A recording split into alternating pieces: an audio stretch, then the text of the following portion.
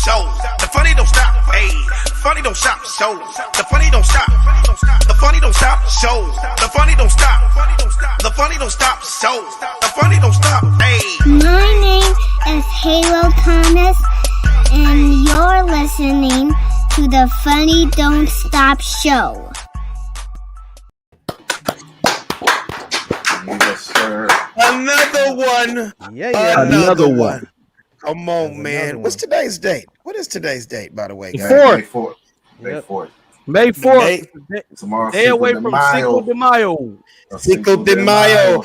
Raul, are you excited? I don't mean to sound racist or anything, but as our in-house Latino brother, is that an exciting day, or is it's no big deal and it's just another day? Yeah, it's more of the white Mexican Independence Day. Did you say a white Mexican Independence Day? Yeah, basically. What do you mean by white Mexican? The real Independence Day is like in what is it? September? It's just September something. It's September 18th, I think, something like that. So how did it get twisted in the May 5th Cinco de Mayo? Is when we drink Coronas and have quesadillas all day. I'm confused. I think it's different. It's just different history, man. It's just they celebrate it differently out here. So if you go out there in September to Mexico, man, it's going off the hood. The whole also, like if we went to Mexico tomorrow, man, the whole country's lit. Man, boy, you got donkeys with like barrels of alcohol just riding through. Through the pueblos, just everybody just serving drinks everywhere, bro. It is because they are. It is or it is not Mexican Independence Day. No, it's not the official one. Like I said, the official one is in like September. Let me find the date on it. Yeah, I'm just wondering. So how did May 5th? If the official one's in September, who made May 5th the day? Was that an alternate day? The man. You know how the colonizers are. That's how the colonizers are, Alex. That was like a surprise. Man, that sounds crazy to me. We actually had people to colonize people and change up terminologies and words. Right. Yeah, speak on it, So said, you're basically saying it's how we have Christmas and then there's the Kwanzaa. Kwanzaa's the real thing, but Christmas is for everybody. Kwanzaa is the Black Christmas. Yeah. I guess so. For the sake of the argument, yeah, we could go with that one. Do you celebrate both, said, or just one? Neither. I don't celebrate neither. But it's all good. So you don't believe in Santa Claus or colored koofies? Nah. Or green leprechauns. Nah. So I was thinking maybe that's the one day that you go, my brother, my brother, my brother. Yeah, no, absolutely not. Yes, but no shade. September 16th. September 16th, the Mexican Independence Day. Yeah. Oh, okay. Yeah. Oh, okay. All right. Well, you know what? We'll all be together tomorrow. So maybe we couldn't even walk in nowhere tomorrow because they probably booked up for months. You ain't gonna be able to find a taco anywhere, though. How about to say, do they run out of tequila? Do they run out of tequila on May 5th? Man, I'm sure they do. Like I said, that and carne asada. Dude, you know that's the end of the world if we went to 3 taco stands and they had no tacos on May 5th. That would be funny. In LA. That is the Mexican Armageddon, motherfucker. Yeah, that would be hilarious. It's over, man. Right. See, we just dove in organically. I love it, you guys. My name is Alex Thomas. I'm your host. It's your boy, Savvy Amusing. This is Said Brass. It's your boy, Raul. And you're watching The Funny Don't Stop Show. That's what I'm talking about. Hey, man, we just have fun jumping out the box. You feel me? How you been? How you been, Savvy? I've been good, man. It's been a grind for me. April has been probably one of the busiest months that I've ran into probably since 2019. It's been an absolute grind, man. But that's a good thing. That means things it ain't never bad, man. But I still find myself being one of those individuals that's still used to a 9 to 5. Like I'm still used to being able to do 8 hours, come home and chill. Like Right, in this business, it ain't none of that. Like you none of literally that, brother. you may think you're gonna work 8 hours, you end up working 14, and they may only need you 5 hours out of that 14. And you might only get paid only 2. You know? Yeah, exactly. And the beautiful thing about this world we in, you love what you do. Because oh yeah, from what I've heard, there's a lot of people that go. I do love it. I can't tell you that. I do love it. Yeah, because from what I'm hearing, I never dealt with the corporate world, but a lot of people go to work just for that check. They hate it, but it just pays the bills. And you got to do what you got to do. Is that right, Sid? Said your mic's Sid, your mic is off. Sid, you're on mute. Your mic's on mute. Sid. Oh, my bad. Yeah. Right. No, that's how life is, man. We got to keep progressing. We got to keep moving, man, no matter what is, befall us. That's the one good thing. I was just talking yesterday about the pandemic. The one thing pandemic taught me was fortitude, being prepared, knowing that, time is of the essence. You can't take life for granted, or relationships or people that are in your life for granted. So I think that's just a testament of where we are as society. And now, we got to get more into the mindset of not living to work, but working to live. Absolutely. And what about you, Raul? How you been? Said. That was well said. Hey, man. Come on, man. That's fact, man. Yeah, right. No, I'm doing great, man. I mean, I had a long day yesterday. Sunday, I was out to Vegas, man. I literally drove to Vegas and came back that same day, man. Yeah, man. Did you get any sleep that day or night? Man, hell, I mean, I got 3 hours of sleep. And like I said, I left at 4 a.m, got to Vegas around 8, had the whole meeting thing and everything. I was out there till like 4. And then I drove back home, man. I was like 7 hours back home, though, bro. That's I can imagine. Yeah. Wait, home, 7 man. hours? It's 7 hours. Would you go to New York first? No, the traffic, man. That traffic, it was Sunday night coming back. Oh my goodness. Oh, yep. Okay, yeah. That traffic is vicious. I know it because I drive it every other day. Yeah. Is it just me, or when you get older, when you're tired, you start thinking about you can't wait to go to bed tonight, and it's the afternoon right now? You're on everything I love. You know what I mean? It's 3:30, and I'm going, man, I can't wait till 11 o'clock. It's tonight. Yeah, that's how it is, man. That's me. When we start getting older, man, we start thinking about them naps, and you're like, yeah. Whoa, man, on everything. A nap And is then AKA the reset button, brother. Man, on me, 15 minutes is all I need. That's it. Hey, I know I was tired. I know I was tired last night. Yeah, I had to drive back home from San Diego. I knew I was tired when my wife is laying down with me in bed and asking me about how was your day. And in the middle of me telling her, I fell asleep. Wow. Yeah. I was like, yeah, it's crazy because after the first hole,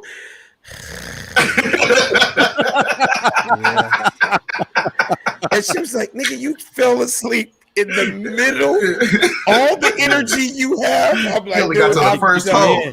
Yeah, we got to the first hole. Dude, I couldn't even finish my explanation. I'm gonna have to talk to you tomorrow.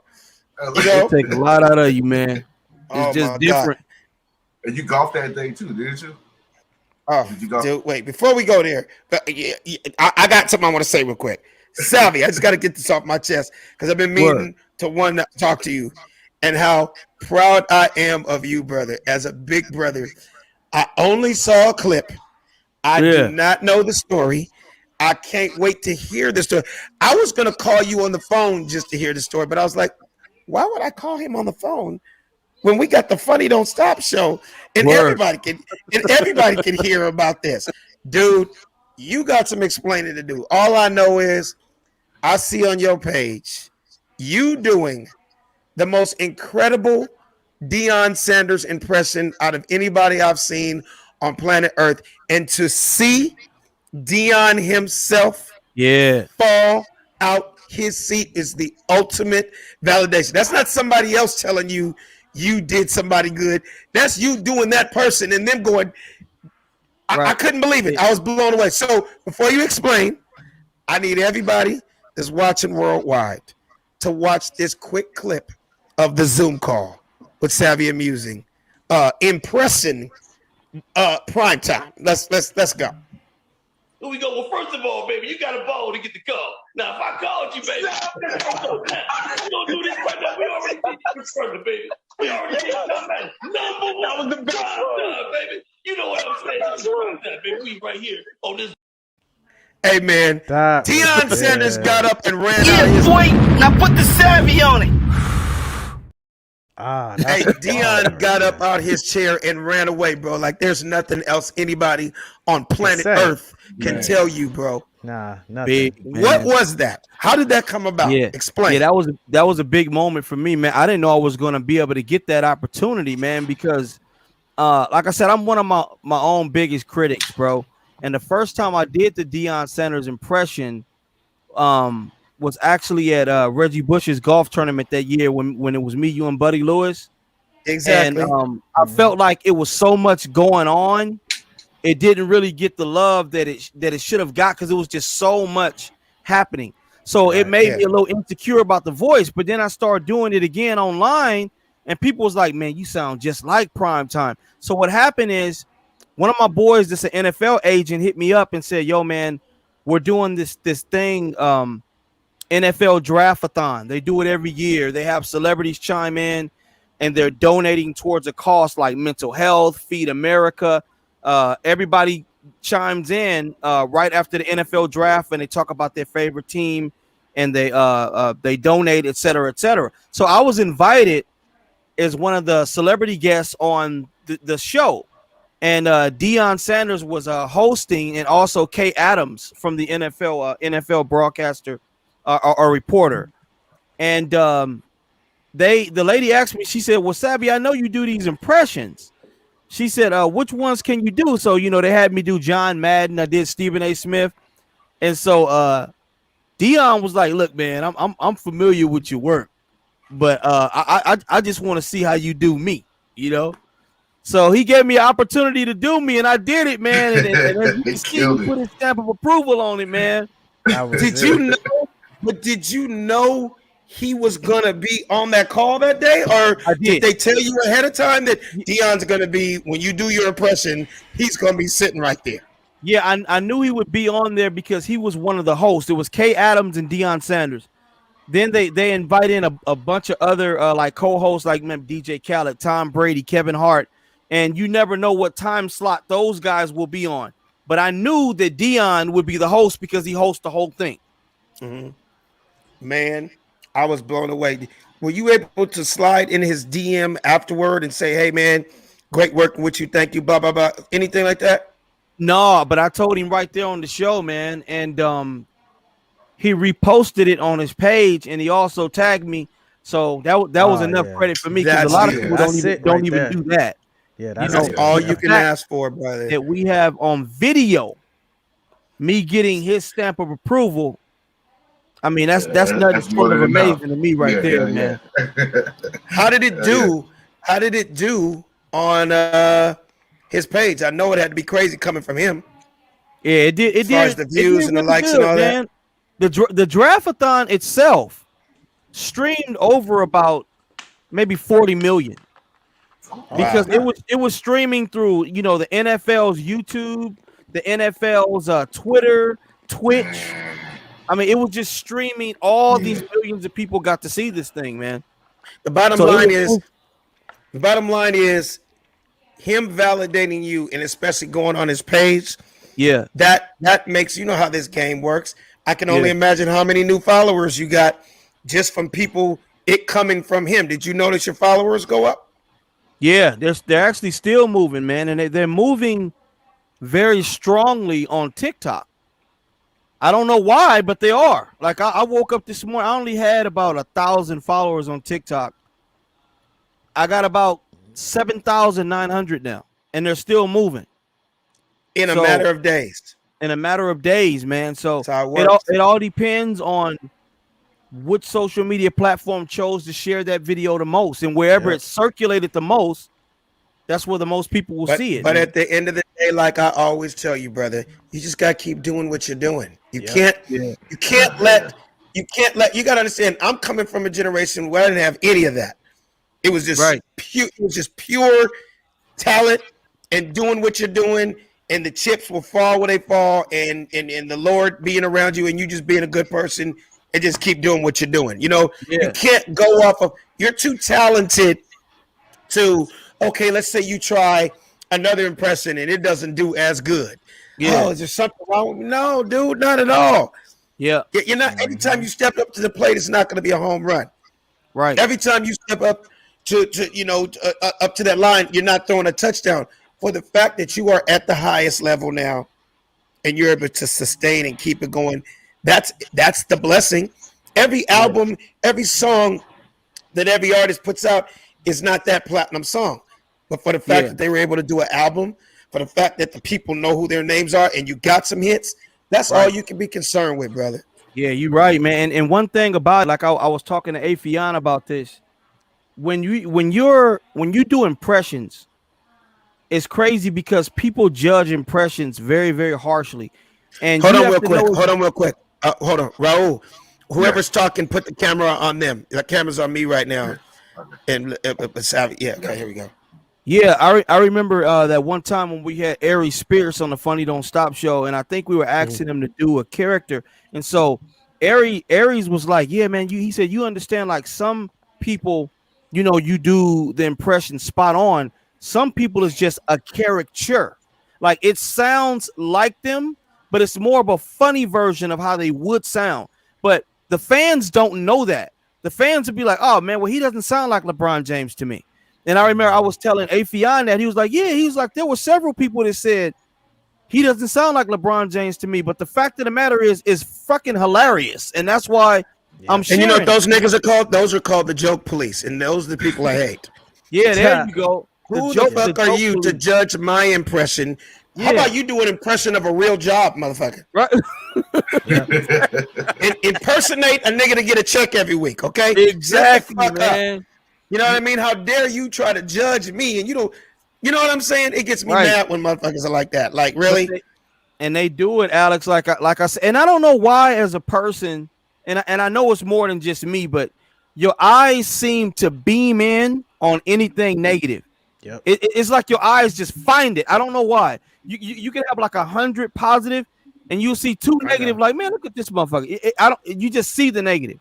So yeah, it's just a tough thing, like doing impressions, because people judge it so harshly. He doesn't sound like Magic Johnson to me, or he doesn't sound, But when you have Hall of Famers telling you that, man, you 100% on point with that, that's all the confirmation you need, fam. Yeah, and speaking of Hall of Famers, and speaking of Deion Sanders, he's also in the news right now because he expressed, and I get it, man, because it makes me mad, and I don't even go to college, and I know it's got to bother Said too, because he's our brother from HBCUs.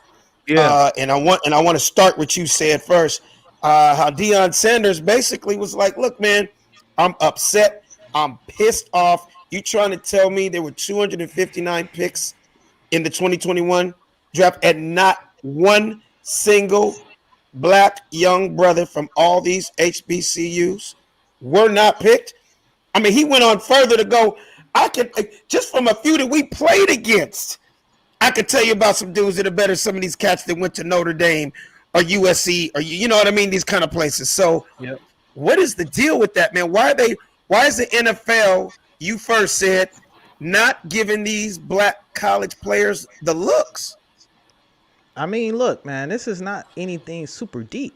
This is kind of like the same scenario that we see in everyday society. Why are black people marginalized? I was going to do a segment on systemic racism on today, understanding on how in different positions in society, not just police brutality, we got to deal with that. And we know we've been talking about that in overexhaustion in community and probably so. But we see this also in other communities. And I think this is important to note that we see oppression manifest itself against black people in so many different lenses. Yes, we see it in a physical overt force, but there's also a covert force. And we see it systematically oppressing black people even in sports and athletes today, which is why you see the president or the former president telling LeBron to just shut up and dribble. And so I think that this is just important for us, not just from a sports position, but understanding how sports is a mirror merely of what we see in real-time politics in real life.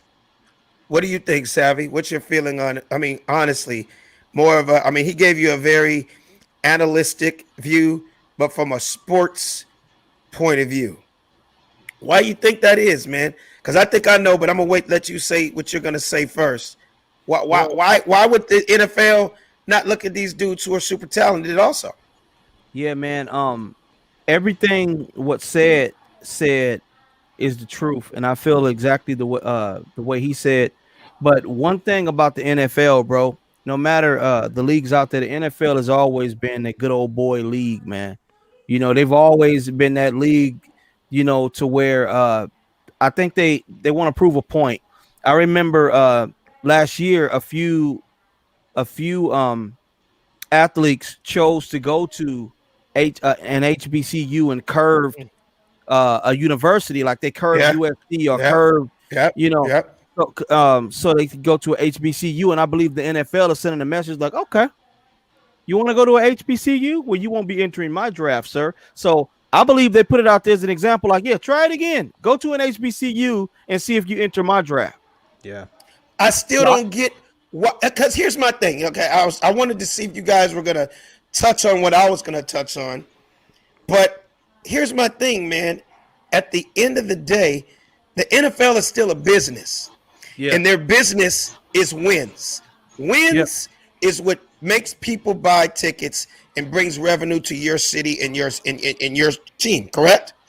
That's so correct. You would think that in sports, all the systemic racism and all that other bullshit will go out the window, because if a young black quarterback from Jackson State or the best defensive end on the planets from Prairie View and the biggest kicker on the planet went to Hampton, you would think the NFL would be like, I don't care where he's from. If he's going to help us win, we need him on the team. Where is that at? Somebody explain to me why that's not the case. But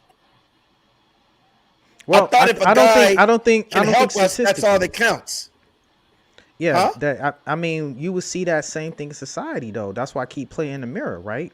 Why would they not allow us in the workforce and say, hey, I'm just looking for the most competent person? Why wouldn't they allow us in the workforce and just say, hey, we want to see, you know, who's just the best person in the job? We can see. I see what you're saying. You're saying who's the most qualified for the position. Yeah, no, I'm saying we don't see that in other forms in society. So why would we hold that at the same position for sports?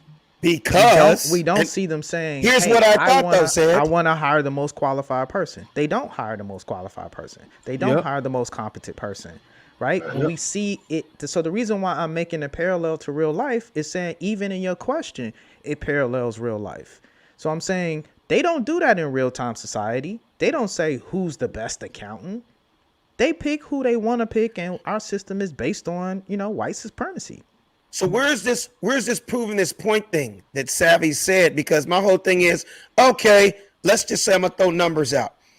Let's say this guy that's a DB at Prairie View just broke Deion Sanders' interception record, and he ran back 11 touchdowns to the house. What point is the NFL trying to make? Why that kid came from Mississippi Valley State, had the greatest numbers, but we still didn't pick him? That's the one part I'm totally lost on. It's about money, revenue. You look at lobbying. It's not just about taking the best talent. It's a business at the end of the day. And when you start looking at, there's a lot of money in sponsorship and recruiting about driving money around these big athletic conferences, these white or PWI conference. That's predominantly white institutions, right? Right. And so if they can keep the advantages they have in a PWI colleges, they're gonna do that at all costs, which is why players that play in the Southwest Atlantic Conference, what we call the SWAC conference, or the MEAC conference, which is the other black conference, right? If we can look at the same equal person, we'll take the person that comes from the PWI before we take the person that comes from the black college conference, which is, again, the mirror in real-time society, why players that come from black conferences have to actually do these 2 and 3 and 4 times as good of a job just to get seen. Yeah. Well, I feel you guys that from the bottom of my heart, I feel like Deion's about to change that around. Just him, his confidence, his superstar, for the fact that he didn't just talk it. He actually said, you know what? I'm going to take my talents to the mud. And nothing against, and when I say the mud, I'm not downing Jackson, Mississippi at all in any kind of way. What I mean is the underdog. What I mean is this team that looked like they played on a elementary school football field, because of Deion, it's getting a $20 million facelift. You get what I'm saying? Yeah. A team that had horrible uniforms is now Under Armour, like a real uniform with all the real shit. You know what I mean? A team that wasn't never on TV. Guess what? The games are getting televised now. You know, a conference where there were no other black coaches that were ex-stars. Now all of a sudden we're getting more, stars coming back wants to coach and just basically go off on Deion's wave. I think if anybody is going to get drafted within the next 2 or 3 years, I feel like it's going to be one of his players. It's going to be somebody to come out of that school that he's going to mentor and make it his goal to not only help this young man in his life and his family, but to get to that next level because of Coach Prime.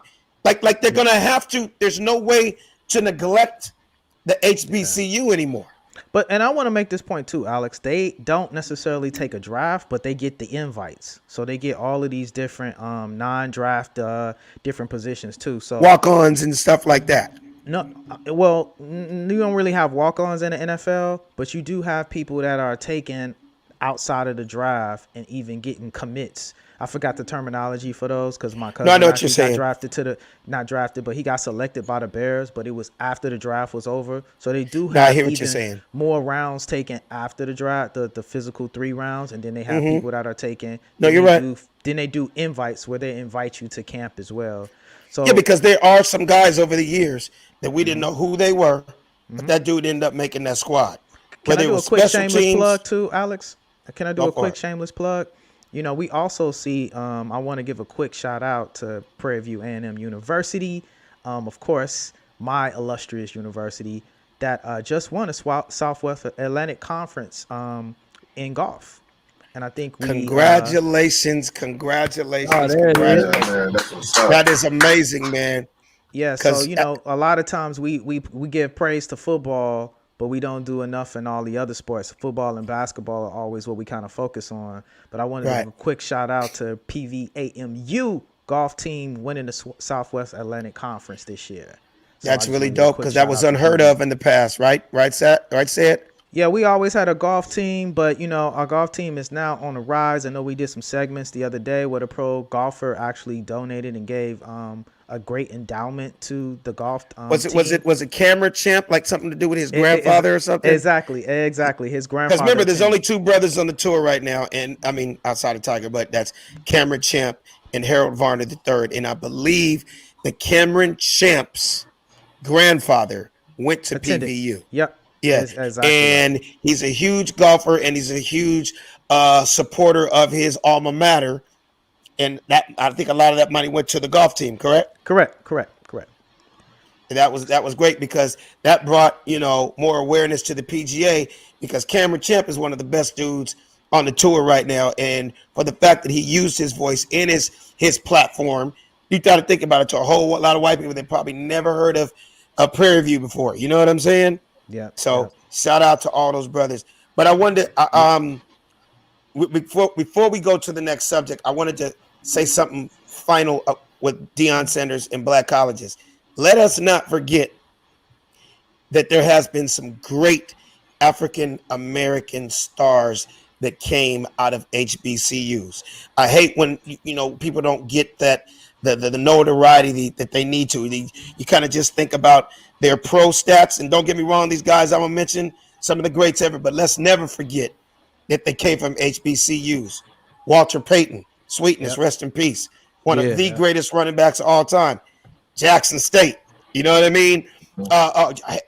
Jerry Rice, Mississippi Valley State. We can't forget this. Doug Williams, Grambling, won a Super Bowl, broke records, 3 touchdowns, almost 400 yards in a Super Bowl. So I just wanted to say that because we tend to not say that enough.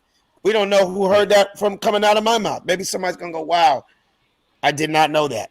You know what I mean? So shout out to the HBCUs. I did not know that. Did you not? I did not. Savvy, you didn't know that. Stop. You didn't know that, Savvy. I did not. See, right under our noses. Right under our noses. That makes me feel good. Hey, man, I wish you would have told me that before I blamed the NFL on discriminating, when you didn't just told me 3 Hall of Famers and a Super Bowl champion just made it. Now you just got me looking stupid in front of thousands of people. Oh, then what is Savvy talking about? Doesn't he not know Walter Payton went to? Because you know that's all they need. They just need one to contradict you. How black are you, huh? Yeah, like how black are you? Oh, so nobody has ever been drafted from an HBCU. What about Walter Payton? Jerry Rice. Come on, man. Come on, Jerry Rice. Right. The list goes on, but those are just some names too. Yeah, Strahan as well. Exactly. You know, the list goes on and on, but those are just a few notables. You know, on their ass. You know what I'm saying? Speaking of, make sure we edit out that clip, Raul, before this. After everything. let's edit that out, man, because you never know how big I might get, and somebody gonna blast me for it later on down the line. I'm just gonna blur your face out, man. I'm gonna blur your face out. Right. No, just put a happy face. You look like one of them ID channel snitches. Just blur everything. or just put a big yellow happy face emoji over his shoulders. There you go. And change the name at the bottom. Speaking of Hall of Famers, man, I was peeping Alex because I was chilling the other day. Like I made yesterday a rest day, man, and I got an unexpected video from you, man. Which you getting me a shout out. You always look out, man. Every time you around a Saint, man, you always look out, bro. That man got me a straight cameo. But I wish I had sent that video to Raul, but I totally forgot. Tell him about what I did for you yesterday, man. Yeah, sometimes I be thinking like you're my son, bro. Like you're my little nephew. Yeah, man. Tell him what Daddy did. Tell him what Daddy did yesterday. Tell him what Daddy did. Tell him what Daddy did.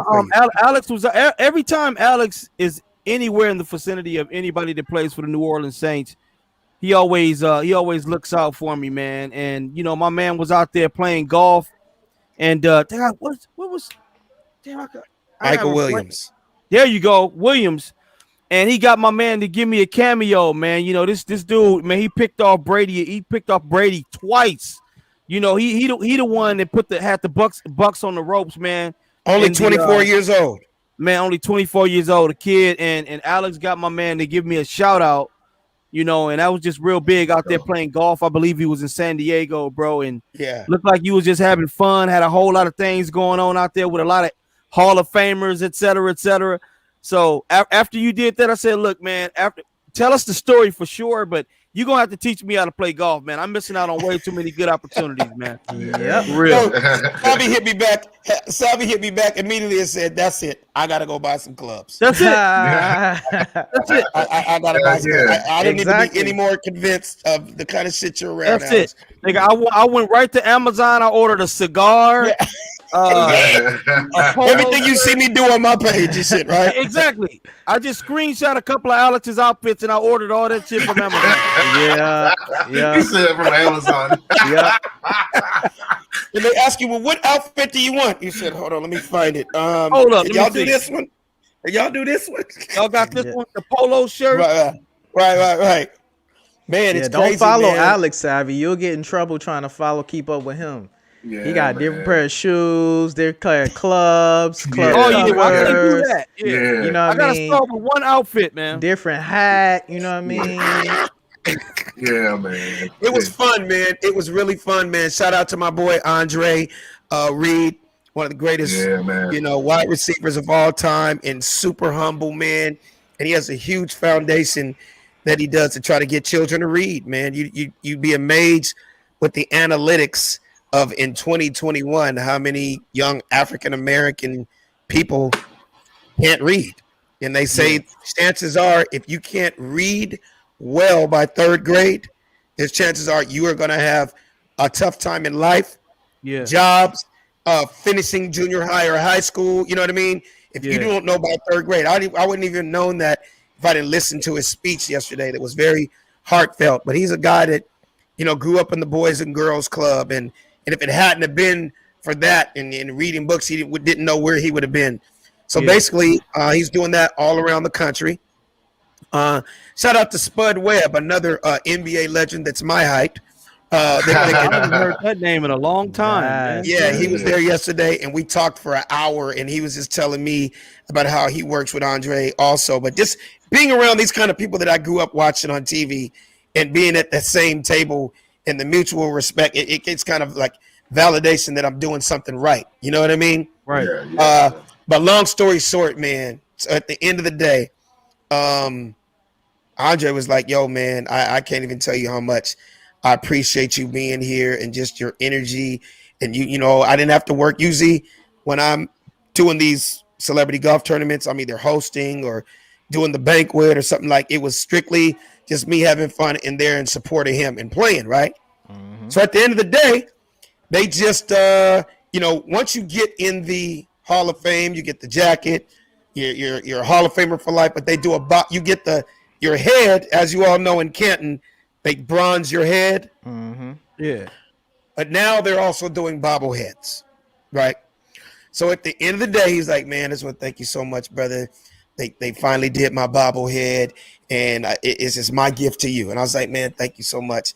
And we all know Andre is extremely light-skinned. I mean, he makes Albie Shore look dark-skinned, okay? He was an OG light-skinned nigga. Like, one of the first jokes I said with him, I was like, yo, before you play football, were you the nigga on the Jerry Curl box? I'm just curious. were you the original S-Curl man? He's like, nigga, my mom was white. So my hair was really, really curly like that. I had a black daddy and a white mama, right? So we would always be joking. Man, he handed me his bobblehead. And all I got to say is, watch this video. And then when it come back out, then we gonna talk some more.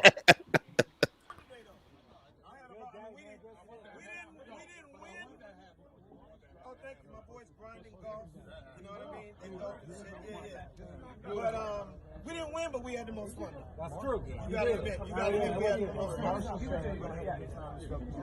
Oh, wait, no, man, get a little closer. You can hear him talk. Hey, when you coming down here, man, I know you drove all the way from LA, man. Yes, man. As a token of my appreciation, and you can appreciate me every single day of the year. Oh, that's nice, dude. That's money. So is this your hub? Wait. Hold on. Is that Jim Hill? Okay, come back. Is that Walter Payton? Okay, first of all, this nigga is as dark as me. Whoever the white person is, they got their shades on. You're light skinned. I'm brown. Wait, open it up. Now I gotta see this in person. And it's nothing against you being in the Hall of Fame. You know what I mean? I love you. I just think they got the wrong shit. Oh my God. All right, can you come in a little closer? His hair is not that nappy. Are you really serious right now? Wait, hold up. Come on now. Is that light skin? No. Is that light skin? This looks like Keith Sweat.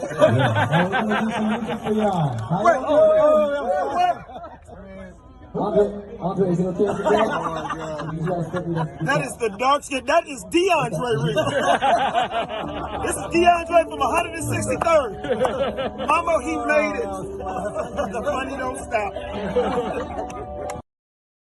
Man, you don't understand. People were I was like, dude, they made his hair nappy and he has naturally curly hair. So whoever the white person is that did it, they didn't know we come in different shades and our hair is different. Like that nigga had Mean Joe Green's hair said. Yeah, universal. They just gave him the universal. Oh, he's black. He's got one thing, universal head for black men. Just figure it out. Y'all all the same. One standard head. It is probably the same white guy that's been doing all the Hall of Famers since 1949. He's like, well, he's black. Okay. Send me the Jim Hill package in here. You say he's black? Yeah, give me the Walter Payton look. Yeah. But nigga, he's light skinned. You know, there's different shades of us. Give me the Jim Hill package. Yeah, you know, it's the same thing. We got this new terminology, you know, because I keep up on all the little terminology. So, you know, they talk about colorists, right? Maybe they're just being hairists. because they're basically singling out one type of hair over another one. Right. That's called 4C hair, actually, by the way, too, Alex. I'm gonna hurt I've you. learned You that said 4C. That's what it's called. So is that like the chart? Is that the chart they go off of? That's the chart. That's the, any woman they'll tell you that gets weave, because they go and get the 4C hair, because that's the hair that they choose that is selective for black women. And not trying to sound racist or nothing, but if you don't know us, you don't know there is different textures to our hair. Yeah. And so the natural hair that we have is called 4C hair. Ask any hairstyle. I'm telling you. 4C hair. The artist made his shit nappy. It was the fun. I wish it was the camera could have really zoomed in on his hair. You would have, dude. It was hilarious. But Andre loved it. He's a great sport. Andre, I know you watching because I told you I was taking this to the Funny Don't Stop show the next day. So appreciate you, brother, and we'll see you up in Canton for Hall of Fame. But moving right along, Savi, what is going on with our Lakers right now, brother? Oh man, dude, I'm a little nervous right now, man. Hey, I can't lie. You and me both, man, because it's looking like, it's one of those seasons to where we're very banged up, and LeBron is starting to. Well, I can't necessarily say that because the man just won a championship with the Lakers, so let me not say that. But he does remind me a little bit of Kobe towards the end of his career, like his last couple of seasons, like still great. Oh, exactly. Because he's not. Yeah. Put it this way: there's nothing slowing down like a lot of famous basketball players over the years, and not in a bad way. When you get older, there's only so much you can do with Father Time. But he looks he's damn near in better shape than 90% of the league in his 17th year. Yes, but I mean, an injury is an injury. That has nothing to do with he's getting old. Like, no, he just injured. Right. You could start to see, injuries start beginning to happen from so many years of playing elite basketball at a very high level. Not missing the playoffs, but what a couple of the man was in the finals. So it's like you say, you could kind of see Father Time kicking in a little bit, and I believe with that going on with James and with Anthony Davis being banged up, and then when Davis comes back, we got a bunch of new players and trying to get those guys in sync and playing with each other. The Lakers are starting to scare me a little bit, man. It's starting to scare me when it comes to maybe making another a championship run, a successful run at that. Yeah, a successful run. Yeah. Who you got out there? Who you got in the head? If you're a little bearish on the Lakers, who are you bullish on? In the Western Conference? Yeah, in the Western Conference. You know what? You might think I'm crazy when I say this. You might. But I'm going to say the Phoenix Suns, man. A lot of people are sleeping on the Phoenix Suns, man, and I think that they may mess around. And if the Lakers can't pull it off, because it's never usually the team that you think, said. Everybody's going to say, I think it's going to be the Brooklyn Nets and the Clippers. That's the standard thing to say. It's always been that, and I'm backing you up, Savvy. We're all Laker fans, man, since the beginning of time. We have problems with the teams that are unexpected. It's always like everybody's talking about, like you said, Savvy, those big name teams, but don't sleep on Denver and Utah. Yeah. You know what I mean? Back in the day, we always had problems with Portland. Yeah. We always just like Blues. Yeah, we would get past these teams, but it would be like without two damn near heart attacks. Right. Before, you know what I mean? Yeah, man. So yeah, bro. But I hope the Lakers can get it together. I mean, all I want us to do is just simply get in the playoffs. If you get in and you got a healthy LeBron and a healthy Anthony Davis, and Dennis Schroeder is back because I think he's out from COVID protocol for about 2 weeks. So dude, he just got COVID. I don't know if he has COVID, but it's a safety precaution, something dealing with that. We need him too because that dude's an amazing little point guard, man. Yeah, absolutely. Got a heart of a lion, not afraid of anybody. Right. So the Lakers are just in a questionable place right now, man. Wait, so let me ask you this: where are we right now? We're not definitely in, or is it like where you're just hanging on? I mean, are we fighting for the last spot? What is it Well, in the West? In the Western Conference right now, when you look at the Lakers, I think we're in the 5th spot. Number 5. We got 37 wins. Dallas has 36. Portland has 36. So if that stuff ends up panning out, then I think they're talking about doing some sort of tournament thing with the 9th seed and the 10th seed. Okay, that's another thing I was going to ask you about, this tournament thing. I need you to try to explain, give me some clarity on that, because when I say I'm lost, I heard about what LeBron said, but I'm hearing it, but I'm not clear on it. What is this? Same with me, man. I would just be hypothesizing, honestly. I feel like let's say if it gets to the point to where Lakers, Dallas, and Portland got the same identical record at the end of the season, I believe that these teams will look at like I say, and this is unofficial what I'm saying, I believe they will look at like the 10th and the 9th seed, and it will be like a tournament, and whoever wins out that tournament gets that final gets the last place. Yeah, which will be number 8, right? So That's you know what's so crazy when is. you say it that way? What's crazy is when you say it that way, it actually does make sense. So when LeBron is upset and mad and he said what he said, I'm really just us talking right now because we love this guy because we're Laker fans. How would they determine it? Like if you don't do that, how do you find out? Yeah, man. I mean, you can't have a tie. You can't have a tie. Somebody has to move on. Somebody gotta fill the 8th spot. Right. They have to deserve and they have to have that 8th spot. So I guess the NBA is saying, well, the only way to make it fair is have a tournament. And if you don't win, you know what I think it is? They're using the wrong word too. It's really not a tournament. It's a playoff. It's really a playoff. It's like in golf. In golf, everybody knows the procedure with golf.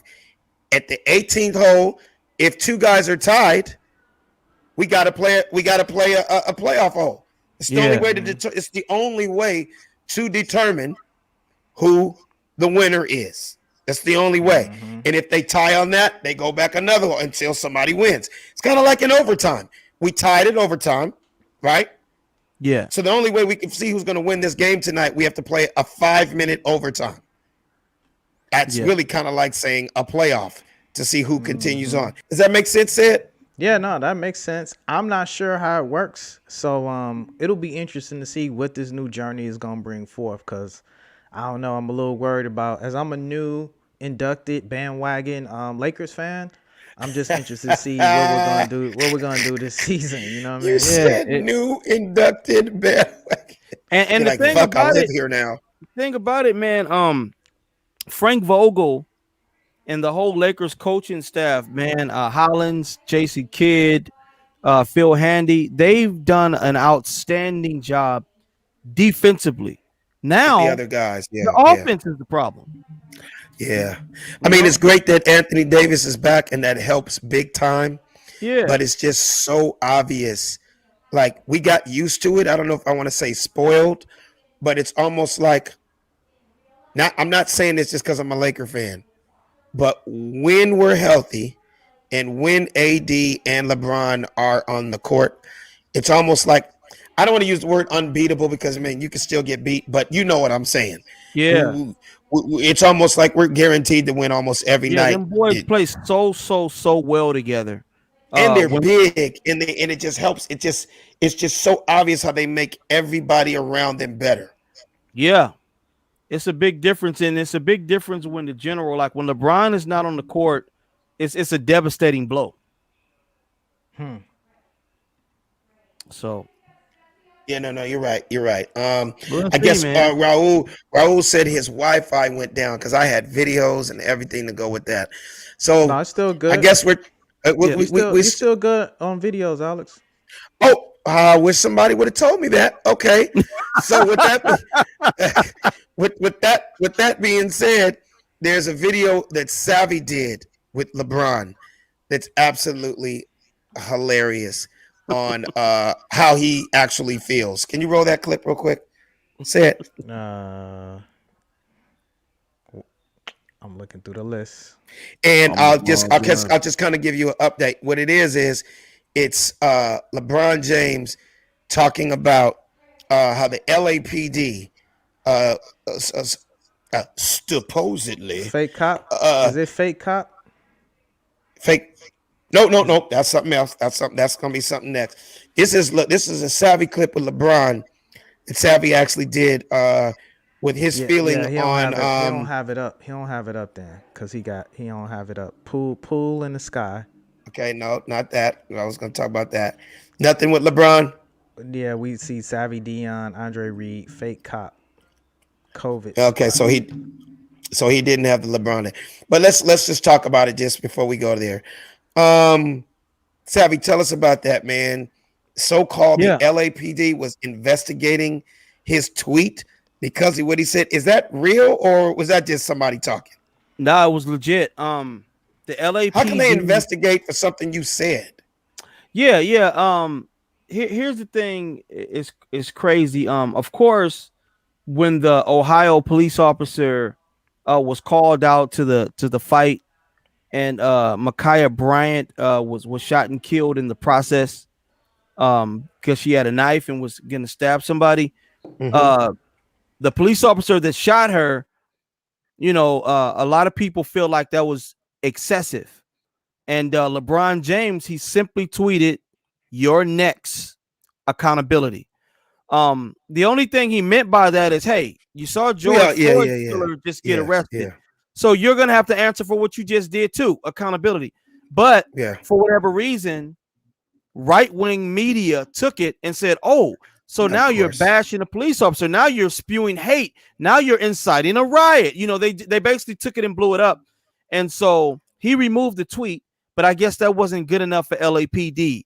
So the LAPD's police union sent a letter to the commissioner of the NBA and said, hey, we would like you to discipline reprimand him for what he did, Right. And the NBA has not responded. So exactly, because it's some bullshit. That's them trying to go, we all understand what the man was saying.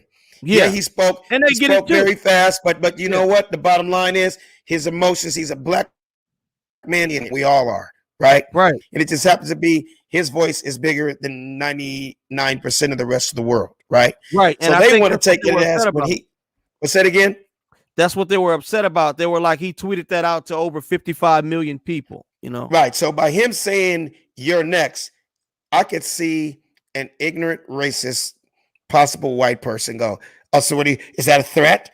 So you're going to go out and you're going to kill that guy, dude? That's not what the fuck he was saying. That's not what he meant. He wasn't saying you're next as in I'm going to hire somebody. No, exactly. That's all he said. And they know it though, man, but they're going to use whatever they possibly can to try to, get the man in some sort of trouble. LeBron James is probably, he has such a squeaky clean record since the time he's entered the league. Mm-hmm. He's been clean. Yeah. And so nobody likes you to be clean and outspoken. No, so they want to get you on, they want to try to get you on something if they can. And of course, and I'm gonna just keep it at the word they, and we know who they are when we say they.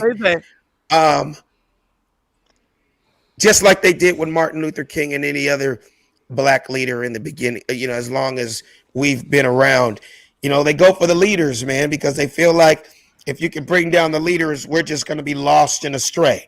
Correct. So if they can, you know what I mean? And what I mean by that, obviously I'm not talking about bringing any harm towards LeBron. I'm just saying they want to shut him up. Yeah. Just shut up and dribble and let everything else fall where it falls. And that's why I love that man, because he does realize his power and he is going to speak, and you're not going to stop him from speaking. And he's going to say what he's going to say because it's still impactful. Yeah. That he said, because, at least for the younger generation, people my age and older, we have our own minds and we do what we're going to do. We made it this far and we're going to keep it pushing. But to a lot of young black men out there, he really is kind of like their voice of reason. He is. And because not only too many, other than who we would say Ali. Most spoke up. Right. Jim Brown, Bill Russell, Kareem Abdul-Jabbar.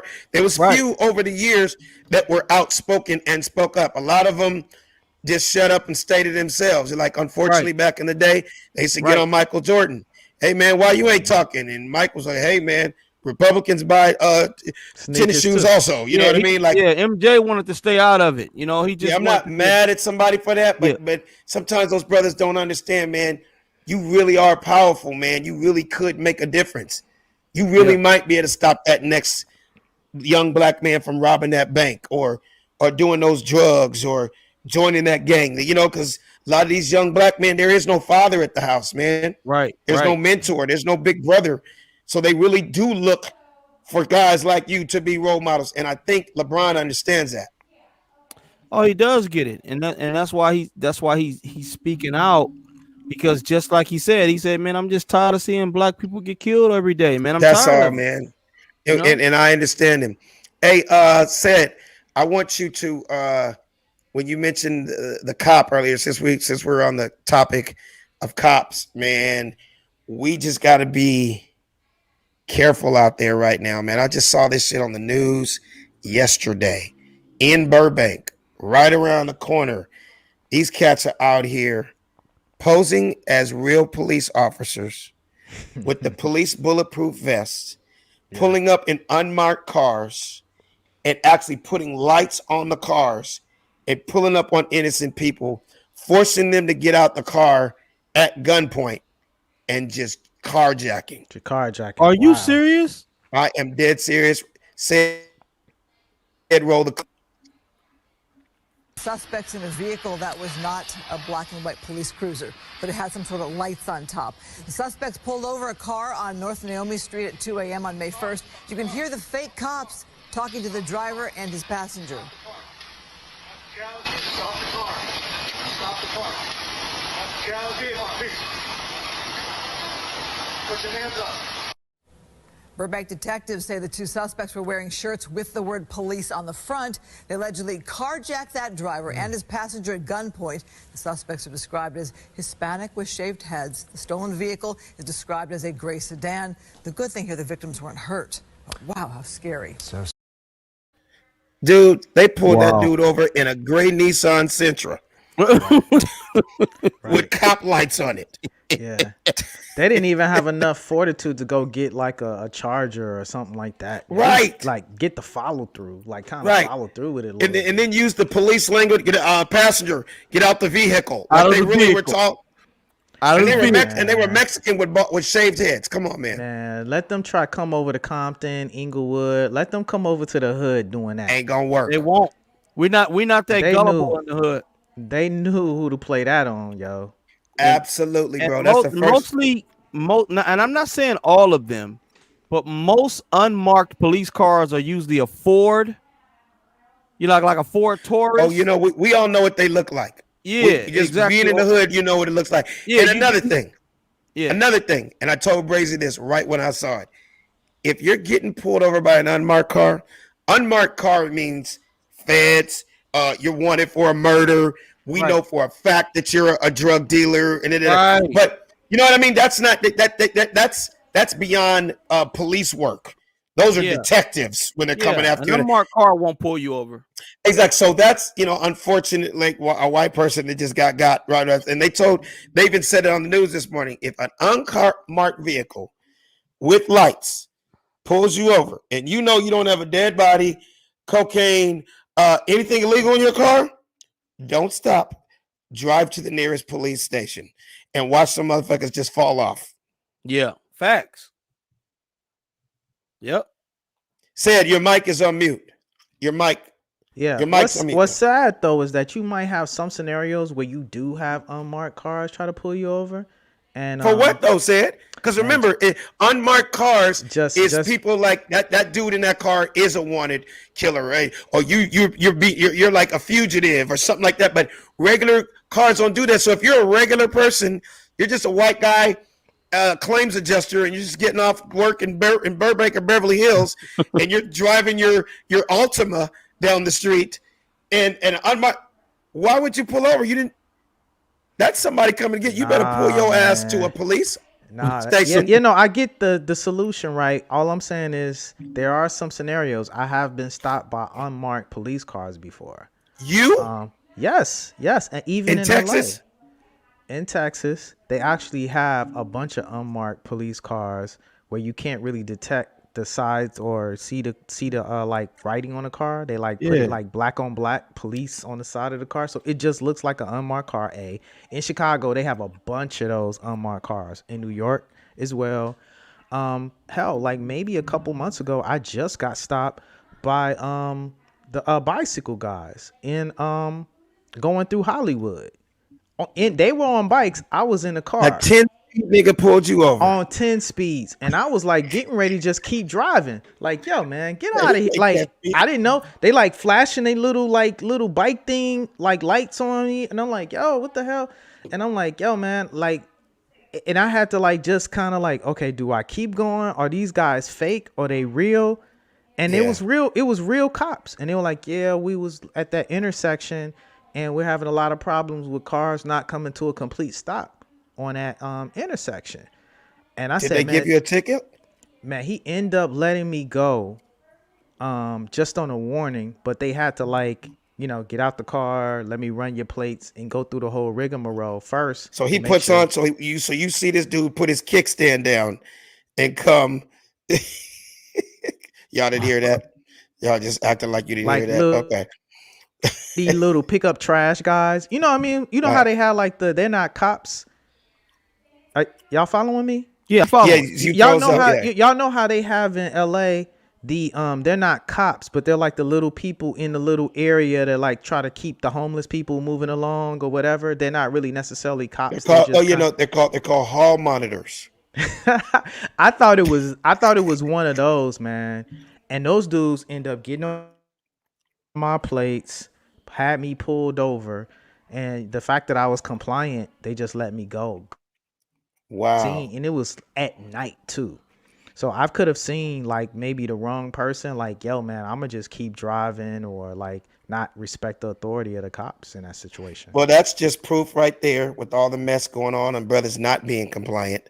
By you being a gentleman, the cop did not have to drive you downtown to the police station on the handlebars. So can you imagine this nigga drive? You imagine Savvy driving down the street and you see Said handcuffed on some handlebars and they riding him back down.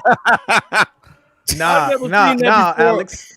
That what they'll do is say you get on the seat and I'll stand up and bike and you sit on the seat. Now put your hands around my waist. Now I said put your hands around my waist. You have to like ride. Hey Alex, you got to ride with your hands around the waist and he handcuff you with that's his right there, Alex. That's that is a skit. That would be funny. That would be hilarious. Put your hands.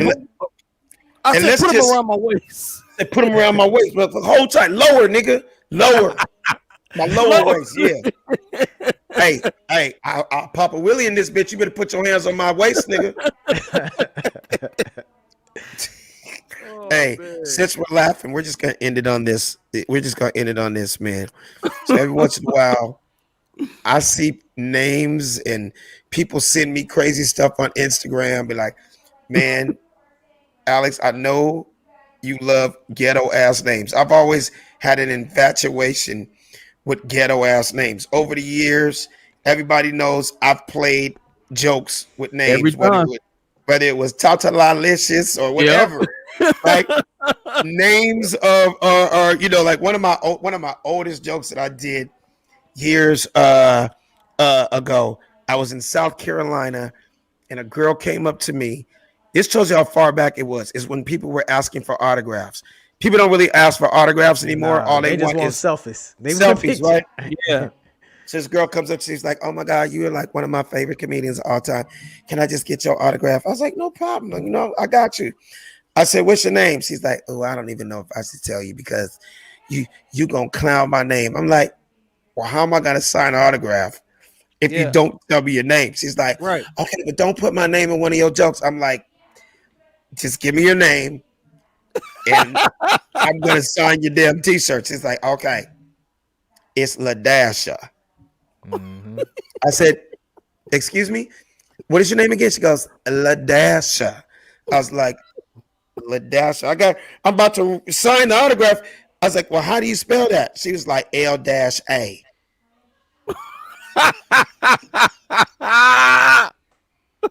Yeah.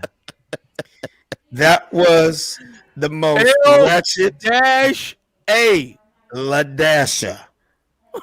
I was like, I just want to meet your parents and ask them how much Hennessy did they drink the night that you were conceived, because that was the craziest name I ever heard. LaDasha up until yesterday. Yesterday, you guys, this young man took the ratchet ghetto name to the ultimate level. Said, can you please just show that picture real quick? LaDasha. Yeah, but wait till you see this one. Said, I don't have the pictures. He only has the videos in here. oh, I am so damn mad. And so he did. I cannot believe this. The photos don't run on this. The photos. So when his Wi-Fi went out, you lost all pictures and videos and everything. No. It's a little too technical. The videos are embedded. I'm just really pissed off though. I'm really pissed off because if you got the photo, I do this big ass setup and then there's no picture. But dude, the nigga's name is Decodist.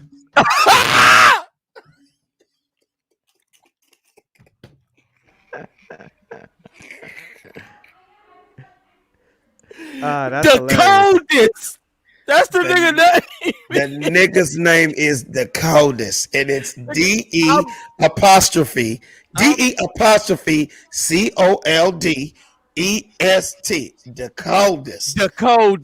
Decodist. And they asked him, how did he get his name? And this dude said, well, I got 5 brothers and sisters, and my mama knew I was gonna be the best in sports. So she named me. Let's all say it together. 1, 2, 3. Decodist. I was like, nigga, if that ain't some nigga shit, I don't know what is. But at the same time, it's a dope ass name. You know what I mean? It is though. Decodist. I'm Decodist. And I was like, so who's your brother? Cold part about it? See, the coldest and the cold part about it, Nick. The cold part about it is the coldest ain't the fastest in the family, Nick. The hard part about it, the coldest. Where did you run it? Where did you run into this person at, Alex? It was on Instagram, and I sent it to Raul right away. He said he got all the pictures and everything. I'm so damn mad, dude. Like the picture of the nigga. The pictures runs different than the app. All I know is I send him pictures and he tells me he has them all. And then when I do what I do, but that was a funny enough story that you didn't see it, but it was very, very funny. The coldest nigga is the coldest. Like that is just, I guess when he's having sex, I mean, you know what I mean? Who pussy is this? The coldest. The coldest. The coldest is yours. The coldest. We're here right now with Decodist Jenkins. So how did you feel with that game in the third quarter? Hilarious. Wow. So I had fun, man. This was really, really fun. It was really, really smooth. Let them know where they can find us at on all platforms.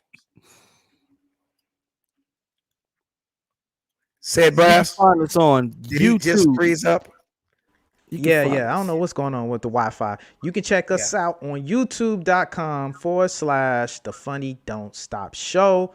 Go on there, like us, subscribe us. We got some new things coming down the pipe. We got some new show integrations that we got going on, but I don't want to take Alex's shine. So we're going to definitely love for you guys to subscribe to us, like us, subscribe so you can get the alerts. Absolutely. And everybody that has supported us from day one, we truly, truly appreciate you guys. We'd be nothing without you guys. The love and support that we're getting from all over the world, because every week we go up, man, without fail. We're seeing in our comments, people hitting us from Europe, people hitting us from Mexico, people hitting us from Asia. We got people, the military people all over. Salute to all our troops, man. We're going to just keep doing what we're doing. And again, like I said, we got some things coming down the pipeline that we're going to step this game all the way up, like that homie Dakotas. You understand me? We finna be the coldest podcast on the planet. You feel me? You know what? That's funny, man. If you ever decided to change the name, that's what you should call it, the coldest podcast. Yeah, the coldest podcast on the planet. You understand me? To the coldest, which is the coldest podcast on the planet. Yeah, that's gonna come out on stage some kind of way. But Savvy, let them know where they can find you at, bro. You can find your boy Savvy Amusing on Instagram, TikTok, Twitter, and all the above social media at Savvy Amusing. Absolutely. Said Brass. You can check me out at SEDBRASS. That's what's up. And you can find me at Funny Man Alex Thomas. But every single week, right here at The Funny Don't Stop Show. The Funny Don't Stop. Hey, the Funny Don't Stop Show. The Funny Don't Stop. The Funny Don't Stop Show. The Funny Don't Stop. The Funny Don't Stop Show. The Funny Don't Stop. Hey, the Funny Don't Stop Show. The Funny Don't Stop. Hey, the Funny Don't Stop Show. The Funny Don't Stop.